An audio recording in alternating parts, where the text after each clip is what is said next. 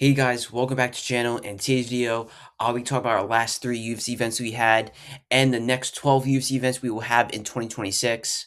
So starting off with UFC Fight Night, Brandon Moreno against Lonnie Kavanaugh. This was a big upset of a fight. Kavanaugh was down in the rankings. He beat the former champion and who was ranked number 6, Brandon Moreno. This is his biggest win of his career. I know he was offered to fight Brandon Royval. He said in an interview not so long ago. I think that would have been a great matchup for him to see if he deserves to be in the rankings. But maybe they'll have someone lined up to fight for him next. I was thinking maybe Kyochi, but Kyochi he's looking very dangerous too.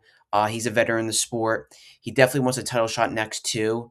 Maybe Manel Cobb because he's been it's scheduled for a title shot a couple of times of as of what I heard, but hasn't accepted anything. So maybe he can get another win and another name on his resume before fighting for the title. But Kavanaugh has a lot of options, and he's still young. He's only 26. He has, I think, 12 fights in his pro MMA career.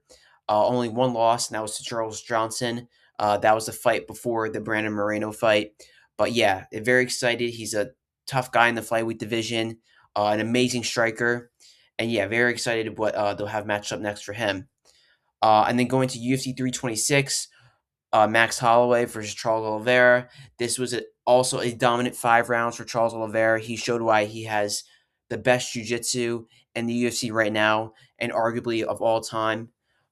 He is now the new BMF champion. He is the fourth BMF champion in UFC history because the first one was Jorge Masvidal, second one was Justin Gaethje, and then the third one was Max Holloway, and now Charles is number 4. But yeah, this definitely puts in the spot for next for the title. I know we have Ilya Topuria versus Justin Gaethje for undisputed title. That would be at the White House fight June 14th. But yeah, he should definitely be next up for the title. Whoever wins that fight June 14th, Charles Oliveira should definitely be next up for the undisputed title. For Max Holloway, now he's coming off a loss. He does have a couple options for his next opponent. I think him versus Patty would be a great option, or him versus Benoit Saint Denis would be awesome. I think honestly Max beats both those guys. So yeah, definitely. I wouldn't say it was a boring fight. People were saying it wasn't a BMF fight. I agree, but I mean that's just a sport. When you have great jiu-jitsu like that, that was definitely Charles's plan was just to dominate with his grappling. That's what happens. You can't always have a crazy knockout or a 5 round war where it's just striking. It's an MMA fight. There's grappling and striking. But yeah, I mean, it was a great performance for Charles. That's all I can say, and I hope he fights for the title next. And then our most recent UFC fight night was Josh Emmett versus Kevin Vahelias. This was an amazing first round TKO for him. Very impressive. He's also very young. He's only 24, coming out of Argentina. He's big for featherweight. He's massive. The guy's jacked, and he beat a very tough veteran. Josh Emmett has had his recent fight camps with DJ Dillashaw. But I mean, Kevin, he's just an amazing striker. He's super powerful. He has great combinations, perfect timing, and he timed. I think it was a perfect right hook straight on the chin. He timed it perfectly, and he was able to get the finish. I think next for him, he will be ranked. I think 11 now because he was ranked 14th going to this fight, and Josh was 11. I don't know. I mean, there's a lot of featherweight matchups there we have. And we have Yusuf Zalal versus Aljamain Sterling, which is in May, I think. Um, we have Melo Costa. I was thinking he should fight him next, but Costa's fighting Arnold Allen. And then we have Mozar versus Murphy, which is this weekend. So we'll see. Maybe he'll find a winner of one of those fights or a loser and fight one of those guys next. But either way, it was an amazing performance for him. Very impressive. And then now let's go into the upcoming events we have. We have Mozart versus Murphy, which is in London. That's March 21st.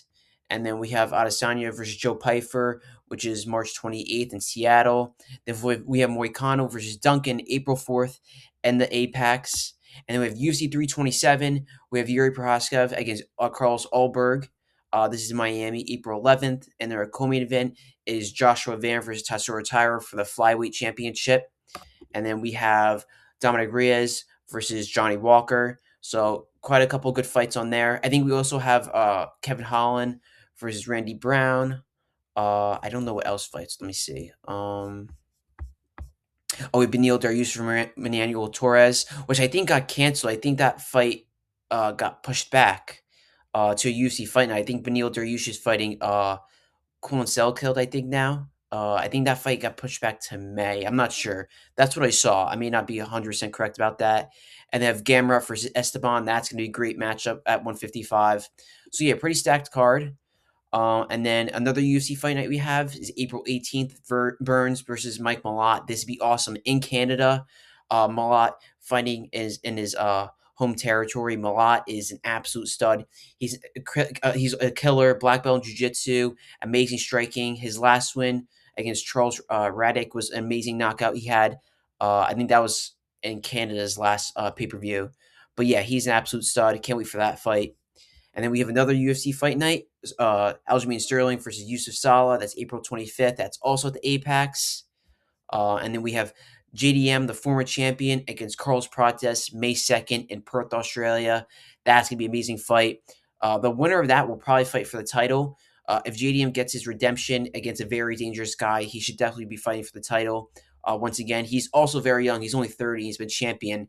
And then Carlos Prates, he's also an absolute terror. His last win was against Leon Edwards, the former champion. So yeah, winner of this will become the new will become the number one contender. JDM already is. So if Prates wins this, he will become number one and definitely fight Islam Makhachev next. So that's gonna be an amazing fight. Very excited for that. And then UFC 328, we have Khamzat Chimaev versus Sean Strickland. A lot of people are also unhappy about this, that Sean Strickland is getting a title shot again after only getting one win. I mean, look, he beat a very tough guy, Anthony Hernandez, who was on an 8-fight win streak. But I think it should have been Chimaev versus Nasruddin Imavov. Imavov is on absolute tear also. He is a number two contender. But yeah, he definitely should have been scheduled for a fight Khamzat. But I think they're kind of like boys in a way. I think they're like friends. So I don't think Khamzat and Imavov really wanted to fight each other, I guess. But I mean, yeah, Sean Strickland was honestly the next best option. Um, I'm hoping in the middleweight division we have DDP versus Brendan Allen. I want to see those two guys fight. And then for Imavov, I guess he'll just be on the sideline again. But yeah, we'll see. I think this would be a great fight, though. These guys have a lot of beef. I've seen they have been talking a lot of shit to each other. It's definitely be an entertaining press conference. Very excited for that. And then we have a couple other good fights on here. We have Alexander Volkov versus Cortez Acosta.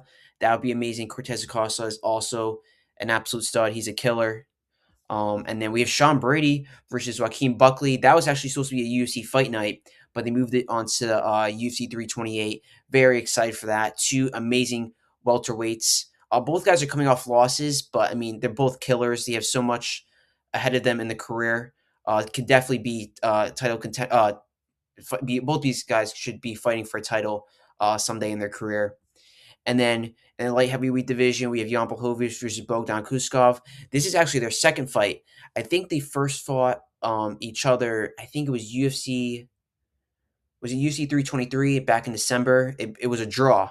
So yeah, they'll be running it back. This will be hopefully it won't be a draw again. Hopefully we'll have a winner out of this. Bogdan, if he wins this, he'll be in title contention. He'll beat a former champion and the number 5 contender.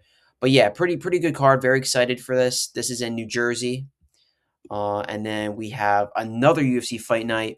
Arnold Allen versus Gazelle Costa. This is in the Apex. That's May 16th. And then another UFC fight night. This is in Macau. Song Yudong versus Davison Figueiredo, the former champion.